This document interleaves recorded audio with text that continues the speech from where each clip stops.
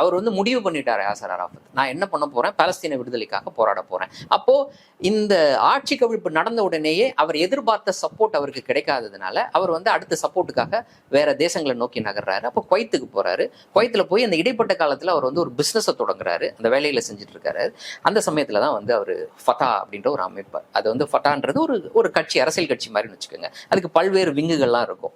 அதுக்கு ஒரு military wing இருக்கும், மற்ற விங்லாம் இருக்கும். ஸோ ஃபதான்றதான் மெயின் அமைப்பு. அந்த அமைப்பு 1959களில் அவர் உருவாக்குறாரு, குவைத்திலிருந்து உருவாக்குறாரு. அப்போ இருந்து அந்த ஃபதாவினுடைய செயல்பாடு அப்படின்றது தொடர்ந்து நடந்துட்டு இருக்கு.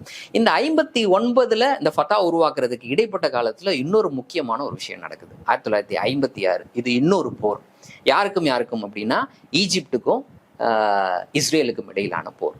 நான் சொன்னல, பிரிட்டனினுடைய ஆதிக்கம் அப்படின்றது 2ஆம் உலக போருக்கு பிறகு அப்படி சரிஞ்சுக்கிட்டே வந்தது. தலைமை பொறுப்பு அமெரிக்கா கிட்ட போயிட்டு இருக்கு. அப்போ எஞ்சிய சில விஷயங்கள் இருக்குல்ல, பிரிட்டன் ஆதிக்கம் செலுத்திக்கிட்டு இருக்கக்கூடிய விஷயம், எஞ்சிய விஷயங்கள்.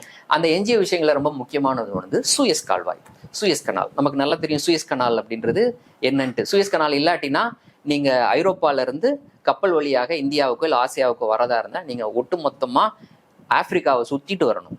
இப்படி யோசிச்சு பாரு, இங்க இருந்து தொடங்கி ஆப்பிரிக்காவை சுற்றிட்டு அப்புறம் இங்க வரணும். சூயஸ் கனால் வழியா வரதா இருந்தா அப்படியே நேரம் இப்படி இறங்கி இப்படி வந்துடலாம். சரியா? இப்போ சூயஸ் கனால்ன்றது ரொம்ப முக்கியம். சூயஸ் கனால் வந்து யாரோட கட்டுப்பாட்டுல இருந்துச்சுன்னா, நான் சொன்னல ஏற்கனவே 2 நாடுகளும் இணைந்து உருவாக்கப்பட்ட கம்பெனி, அவருடைய கட்டுப்பாட்டின் கீழே அது இருக்குது. அப்போ நாசர் தான் சொல்றேன்ல, அவர் ஒரு அரபு தேசிய உணர்வு கொண்ட ஒரு தலைவர். அவர் வந்தவுடனே என்ன பண்றாரு, சூயஸ் கனால நாட்டுடைமையாக்குறாரு. ஏன்னா என்னுடைய நிலத்துல நான் வெட்டின கால்வாய், என்னுடைய மக்களினுடைய உழைப்புல வெட்டப்பட்ட கால்வாய், அந்த கால்வாயை வந்து நீங்க எங்கேயோ ஒரு நாட்டுல உட்காந்துட்டு உங்களுக்கு சொந்தம் கொண்டாட்டுறீங்க, ஏதோ ஒரு கம்பெனி வச்சுக்கிட்டு இருக்கு. அப்ப அந்த கால்வாய்ன்றது மிகப்பெரிய வருவாய், சாதாரணமா கிடையாது. அந்த கப்பல் கிராஸ் பண்ணணும்னா அந்த கால்வாயை பயன்படுத்துறதுக்கான கட்டணத்தை செலுத்தி ஆகணும். அப்ப அந்த பணம்லாம் யாருக்கிட்ட போயிட்டு இருந்ததுன்னா பிரிட்டனுக்கும் பிரான்ஸுக்கும் போயிட்டு இருக்கு. இப்போ உள்நாட்டு மக்களுக்கு இல்லை. அப்போ அவர் அதை கருத்துல கொண்டு அவர் கால்வாயை வந்து நாட்டுடைமையாக்குறாரு. நாட்டுடைமையாக்குன உடனே பிரிட்டனுக்கு ஒரு மிகப்பெரிய பேர் இழப்பு, பேரடி. அது இன்னமும் வந்து நான் வந்து தலைவர் தான், உலகத்தினுடைய தலைவர் தான் பேசிக்கிட்டு இருந்ததுக்கு ஒரு மிகப்பெரிய இடி.